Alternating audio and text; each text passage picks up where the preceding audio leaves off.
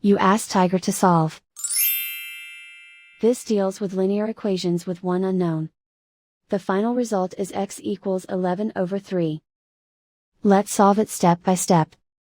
Group all x terms on the left side of the equation. Subtract 4x from both sides. Group like terms.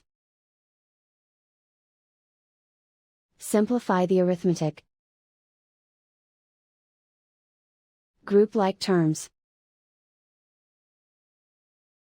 Simplify the arithmetic.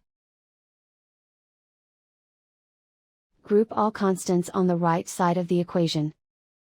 Subtract 16 from both sides. Simplify the arithmetic.